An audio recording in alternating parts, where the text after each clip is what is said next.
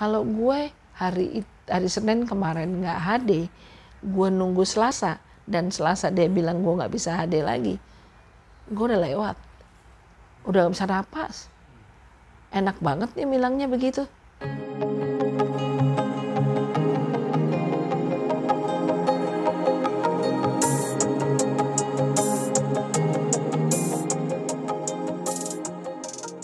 Awalnya itu hari Senin bangun tidur matanya bengkak. Gue pikir gue kurang tidur, gue diemin aja. Hari Selasa masih bengkak.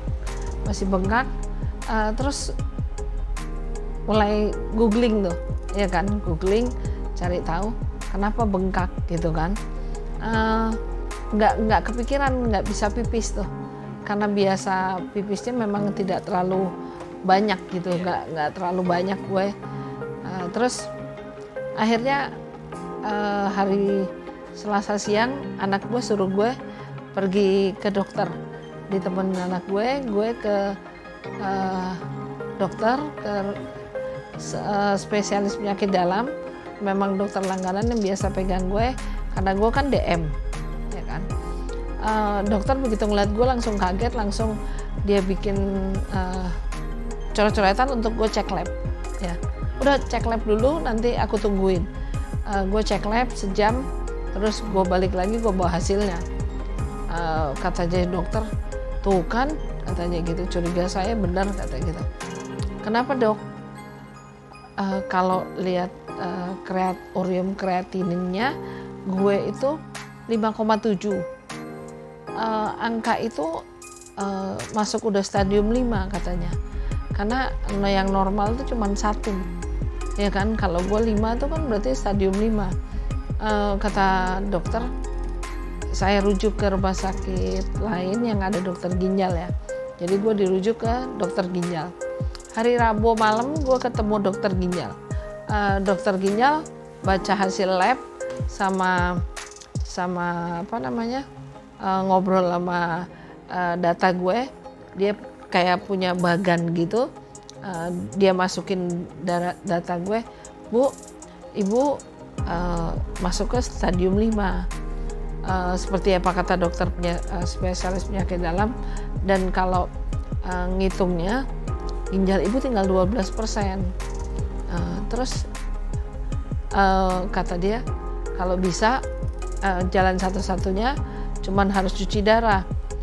Gue namanya pasien pasti nawar kan, emang nggak ada cara lain dok selain itu, apa dikasih obat, dikasih apa gitu kan. Sementara nggak ada jalan lain katanya dokternya gitu, jadi cuma cuci darah. Terus dok, ya namanya orang pertama kali dengar cuci darah pasti kaget, cuman gue terang-terangin aja karena gue kan ditemenin anak gue tuh. Gue mau coba tanya lebih detail tentang cuci darah itu, cuman mungkin karena pasien dia banyak, dia nggak menjawab seperti apa yang gue inginkan. Terus dia cuma kasih surat pengantar, Bu, besok Ibu mikir aja dulu malam ini, besok Ibu ngambil tindakan. Kalau Ibu udah oke, Ibu langsung ambil tindakan. Besok dia bikinin gue surat pengantar untuk besok siang ke UGD, ya kan, ke UGD. Gue lakukan tindakan pasang CDL di sini, pasang CDL buat pertama kali orang yang harus cuci darah, pasangnya di leher sini gitu kan. Terus Kamis siang gue datang ke rumah sakit. Gue memutuskan ya sudah gitu kan, karena anak gue bilang udah lama kan bukan di end. Kata dokter juga nggak apa-apa, udah mami cuci darah aja. Ya karena anak gue minta, ya akhirnya gue cuci darah. Gue bingung juga kenapa ditaruh di UGD, kenapa nggak ditaruh di ruang operasi, sementara harus dipasang alat. Dijelaskan sama dokter UGD, ada selang yang dimasukin ke dalam badan gue itu, selangnya sekitar 15 cm ke dalam gini, terus ada dua ininya, selang masuk dan selang keluar. Dok kok nggak di kamar operasi? Oh nggak, cukup di UGD aja. Oke. Waktu nunggu, akhirnya setelah nunggu 2 jam lebih, akhirnya ya dilakukan, dipasang alat gitu kan. Ngeri tapi ya sudah dijalanin gitu kan. Gue nggak ngeliat lagi, bius lokal terus dipasang. Gue sempat khawatir karena UGD-nya kan rame. Dok, emang steril dok? Kata dokternya, steril. Sambil ngerjain gue nanya lagi, dok yakin steril? Steril katanya gitu. Udah terus dikerjain, kira-kira 1,5 jam selesai atau setengah jam selesai. Terus akhirnya sudah dipasang alat,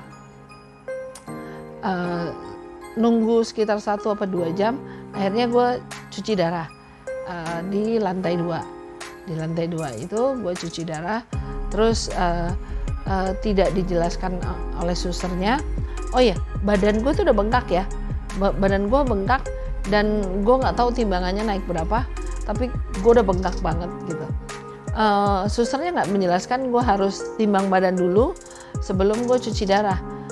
Gue cuman masuk, duduk, terus disediain tempat tidur, gue tidur, dipasangin alat, mulai dikerjain gitu kan. Sambil gue nanya, deg-degan kan ngerasain sakit apa enggak. Gue tanya, cuma nanya, sus sudah mulai? Oh sudah, kata itu. Nggak terasa bahwa kita darahnya sedang diambil dan dicuci gitu kan. Mau bertanya lebih lanjut, tidak ada jawaban yang pasti. Akhirnya gue pertama kali cuci darah tuh 3 jam. Terus selesai, gue balik lagi ke ruang perawatan. Gue kan dirawat, langsung balik ke ruang perawatan, nggak nimbang juga ya kan. Selesai, nah badan agak enak sedikit, cuma tetap nggak nyaman karena ada alat di leher gitu kan. Nggak tidur nggak bisa sama sekali, nggak nyaman. Terus malam mulai menggigil, nggak berpikir apa-apa, cuma nanya, bilang sama suster karena nggak ketemu dokter. Ketemu dokternya baru hari Jumat. Dokter cuma bilang, Bu udah ya, itunya berhasil, cuci darahnya, ibu baru boleh pulang besok hari Sabtu. Nggak ada penjelasan yang lain dari dokternya, cuma itu. Dia cuma datang visit di ruangan. Terus hari Sabtu gue pulang dari rumah sakit, dokter schedulein gue cuci darah hari Senin dan Kamis, seminggu 2 kali. Waktu untuk itu gue disuruh daftar dulu ke ruang HD, ketemu susternya untuk, suster saya hari Senin depan HD, kata dokter jadwalnya Senin Kamis. Tahu susternya bilang, Bu, ibu nggak bisa Senin Kamis karena Senin Kamis penuh, ibu kalau mau Selasa Jumat. Itu kan akhirnya gue pulang hari Sabtu.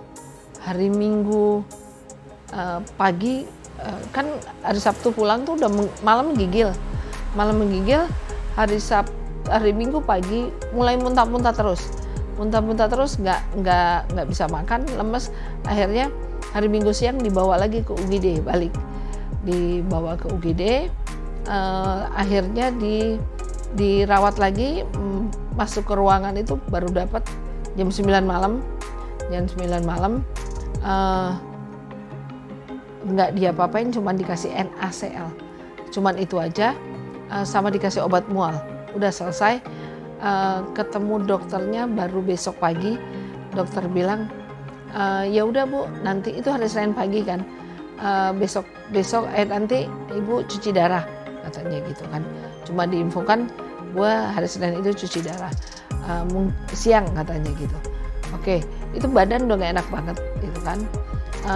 Udah cuci darah, dokter baru bilang pada saat visit itu, ibu kemarin timbangannya berapa? Lo nggak tahu dok. Loh, emang nggak dibilangin sama susternya kalau mau cuci darah tuh harus timbang badan, dan setelah cuci darah timbang badan lagi, jadi supaya tahu berapa berapa kilo yang kebuang gitu kan. Karena itu kan cairan yang di tubuh ibu itu yang perlu dibuang gitu kan, nggak dibilangin dok. Terus akhirnya hari Senin itu gue baru nimbang, timbangan gue 77,5 ya kan. Gue kaget banget, dan timbangan gue berarti naik sekitar 11 kilo. Terus dilakukan cuci darah 3 jam. 3 jam, tapi gue pas pulang gue lupa nimbang lagi timbangannya berapa, karena gue langsung didorong pakai kursi roda. Gue lupa, agak pusing sedikit, lalu sampai di kamar usaha tidur karena lemes banget gitu kan. Hari Senin habis cuci darah, Senin, Selasa, Rabu, Kamis, Rabu, Kamis tuh itu nggak nyaman banget, nggak bisa tidur karena seluruh badan gue sakit dan setiap hari menggigil. Gue sempat tanya dokter, dok, kenapa? Apa memang setiap orang cuci darah pasti begini gitu kan? Enggak sih, setiap orang beda-beda katanya gitu. Terus gue sempat tanya sama, kan ada dokter yang jaga, dokter visit, dok boleh dicek ininya nggak? Kok saya nggak nyaman banget. Waktu dokter itu visit bilang, wah bu, kok merah ya, kata gitu. Ya saya mana bisa lihat dok, cuman saya nggak nyaman aja. Terus adik gue bilang, kok dok ada nanahnya, infeksi nggak itu, kata gitu. Oh iya nih infeksi katanya begitu. Itu hari Rabu, ya kan. Gue nunggu dari Minggu, Senin, Selasa, Rabu, hari Rabu. Terus gue baru bisa ketemu dokter bedah hari Kamis malam, ya kan. Hari Kamis malam jam 10, dokter begitu ngelihat ininya CDL langsung, oh infeksi, operasi malam ini. Jadi gue mau dicabut ininya, gue pikir gue mau dipasang lagi yang baru gitu kan. Ternyata dicabut ini gue dipasang di sini, namanya tunnel katanya gitu. Karena itu lebih permanen, agak lama, setahun katanya, sampai 2 tahun gitu kan. Kalau yang di sini kan cuma bertahan 3 bulan. Karena gue orang awam, gue nggak tahu, gue cuma iya aja. Jadi dipasang tunnel di ruang operasi 4 dokter, ya kan, dokter bedah. Nah, habis dilepas ini, gue baru bisa Kamis malamnya itu yang jam 12 baru bisa tidur agak nyenyak, karena dari kemarin gue nggak bisa tidur. Rupanya memang benar karena infeksi. Hari Jumat, karena infeksi kan tidak bisa HD hari Kamis, baru HD-nya hari Jumat. Dari Minggu, Senin, Selasa, Rabu, Kamis, 5 hari gue nungguin, ya kan. Dan gue bukan di kelas 3, gue di VIP, tapi perlakuannya tetap seperti itu gitu kan. Setiap hari nanya, setiap hari, sabar ya bu, nanti dokter datang. Gue sempat dengar dari suster, kenapa harus saya visit ngelihat gitu loh. Ya namanya gue pasiennya, mestinya dia lihat dong gitu kan. Sempat dicek sama dokter jantung, karena gue nggak bisa napas, napasnya sepotong-sepotong, berat gitu. Begitu ternyata kata dokter jantungnya baik-baik aja. Dokter jantung curiga karena infeksi di CDL itu gitu kan. Dokter jantung tuh periksa hari Selasa, artinya kan nunggu lama tuh. Sudah selesai itu, akhirnya hari Jumat gue cuci darah dan masih belum maksimal. 7 balik lagi 77, selesai itu baru gue ingat gue nimbangnya turun jadi 75, artinya cuma 2 kilo karena cuma 3 jam. Alasannya karena gue harus USG, ya kan, USG-nya sudah schedulein. Akhirnya turun USG, itu hari Jumat. Hari Sabtu diizinkan pulang. Hasil USG gue, hasil ininya, kita nggak ketemu dokter lagi, di schedulein kontrol lagi hari Senin gitu kan. Gue pulang Sabtu sore Sabtu sore gue pulang, hampir setiap malam kan gue agak demam tuh, agak demam meriang gitu kan. Cuman gue pikir karena efek operasi, jadi gue masih diemin aja. Dokter tidak menjelaskan gue harus minum paracetamol dan ada antibiotik yang harus dikasih gitu kan. Itu hari Sabtu, hari Minggu badan gue sudah mulai nggak enak, sudah mulai napasnya mulai pendek, ngomong nggak bisa begini, nggak bisa lancar gini. Hari Senin pagi, waktu udah nggak tahan karena gue schedule-nya baru bisa Selasa, schedule dari cuci darahnya, sempat dikenalin sama temen, ada namanya Ibu Endang, pemilik klinik HD di Jalan Pemuda, pemilik Esa Pemuda, yang menawarkan, Bu, kalau kesulitan HD waktu gue dirawat, datang aja ke tempat saya dan saya terima BPJS. Iya Bu, masih dirawat. Hari Senin itu pagi-pagi gue WhatsApp dia, Bu, saya masih urus BPJS-nya, tapi kalau saya nggak sanggup, masih belum bisa urusan BPJS-nya, apa saya bisa bayar pakai asuransi swasta? Sementara deh nggak pakai asuransi swasta, jadi cuma pribadi atau BPJS. Bu Endang nyaranin sama gue waktu itu, urus aja BPJS-nya, nggak apa-apa kok, bisa, katanya gitu. Dia bilang prosesnya sebenarnya mudah kok. Terus akhirnya gue bilang sama ibu, karena dari jam 6:30 adik gue ngurus sampai jam 9:30, dia pulang tuh balik dengan tangan kosong, katanya berkasnya masih nyangkut di rumah sakit, jadi gue nggak bisa, harus ngambil dulu berkas yang di rumah sakit. Tahu-tahu ada stafnya Bu Endang yang telepon gue, Mbak Yani namanya, Bu, Ibu puskesmasnya Vaskes satunya di mana? Kalau belum bisa urus nanti saya urus. Akhirnya ngomong sama adik gue, janjian sama adik gue di puskesmas. Ketemu di puskesmas, cuma 5 menit prosesnya. Ya nggak tahu mereka tahu caranya apa, nggak tahu mereka sudah kenal. Akhirnya berkas gue bisa dipindahin ke tempat mereka, tapi baru bisa dipakai hari Selasa, ya kan? Tapi hari Senin itu Mbak Yani habis ngurus itu langsung datang visit ke tempat gue. Dia ngeliat kondisi gue, dia telepon tuh dokter Jess, dokter HD yang ada di klinik. Dia bilang gue udah bengkak banget, terus napasnya mulai pendek. Akhirnya dokter Jess bilang, bawa aja ke klinik, kita bisa eksekusi sekarang, yang penting pasien selamat, berkas bisa kita proses besok gitu kan. Jadi puji Tuhan gue dibawa ke klinik. Hari itu gue bisa HD, HD-nya pertama 3 jam.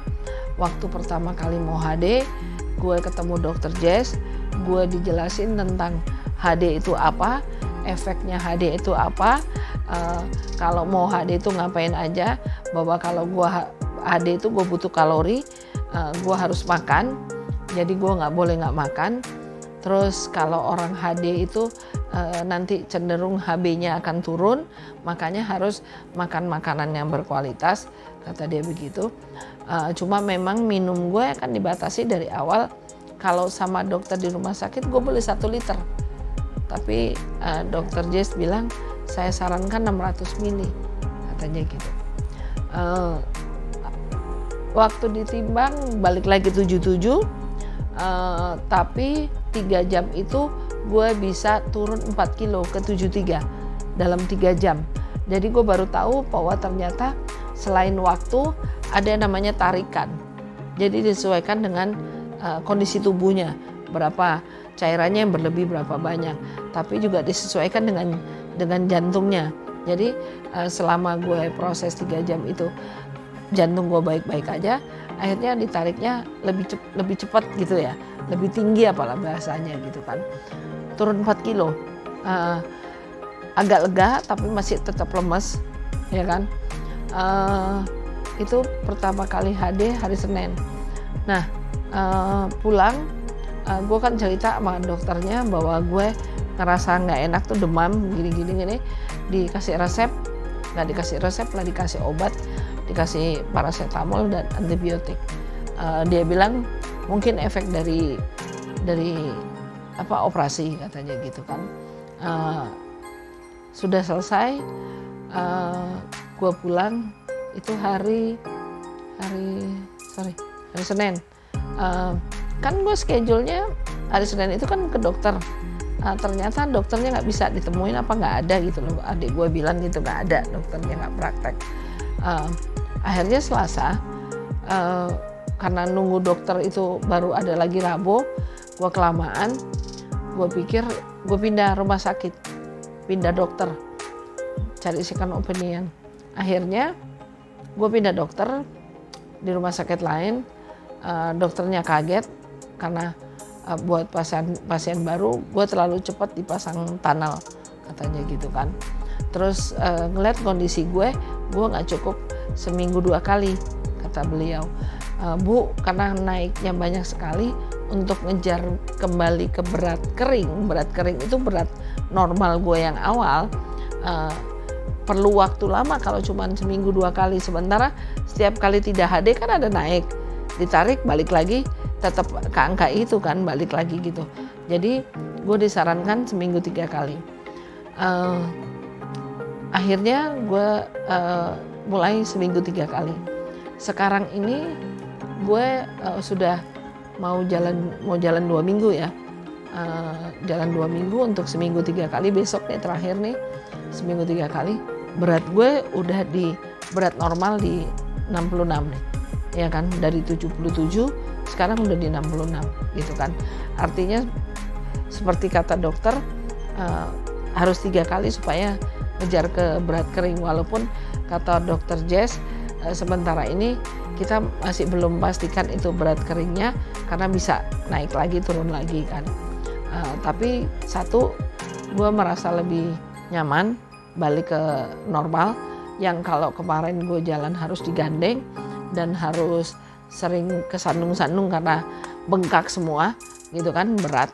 Gue nggak bisa lagi pakai sendal, harus pakai sepatu. Terus kemarin itu sempat ada peristiwa yang bikin gue hampir masuk rumah sakit lagi, karena hari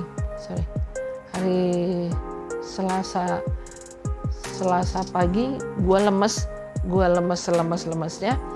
Gue curiga HB gue turun, sama adik gue dibawa ke rumah sakit, ke UGD, dibawa ke dokter. Ternyata disarankan masuk UGD. Gue ngotot sama adik gue nggak mau ke UGD karena bekas infus masih banyak. Gue bilang sama adik gue nggak mau ke UGD. Akhirnya sama adik gue dibawa ke klinik. Ternyata pergi ke klinik itu pilihan tepat, karena dokter bilang kan gue mual muntah-muntah tuh, ya kan, muntah-muntah lagi, sama jantung gue berdegup gitu kan. Cuma dikasih obat mual. Terus dokter bilang, Bu, HB-nya rendah kan. Gue diambil sampelnya, langsung dicek lab. Gue suruh transfusi 2 kantong. HB gue ke angka 7, yang normal itu 12. Jadi udah terlalu parah. Karena kalau ngambil obat IPM itu ngambilnya sekarang, mintanya sekarang baru bisa dikasih besok, karena kan diproses dulu. Pak dokternya, dok, tapi saya nggak mau transfusi di rumah sakit. Kalau transfusi rumah sakit artinya saya harus dirawat. Nggak usah, transfusi aja di sini. Kan besok kamu HD. Jadi HD sekalian transfusi. Oh bisa dok? Bisa. Gue lega tuh. Di klinik. Jadi hari Rabu pagi itu kan jadwal gue pagi. Gue diantar ke klinik, adik gue ke PMI ngambil darahnya. Jadi waktu gue di HD, adik gue datang nganterin darah. Akhirnya langsung transfusi. Nah hari Rabu itu habis transfusi, yang namanya seger, mungkin karena HB-nya udah mulai naik gitu kan. Setelah itu mulai agak enak, mulai agak nyaman, mulai karena timbangan mulai turun sampai sekarang gue udah bisa masak, gue udah bisa ke toilet sendiri, gue udah bisa ganti baju sendiri gitu kan, gue udah bisa mandi nih, ya kan, dari kemarin gue nggak mandi gitu kan, udah pakai lipstick.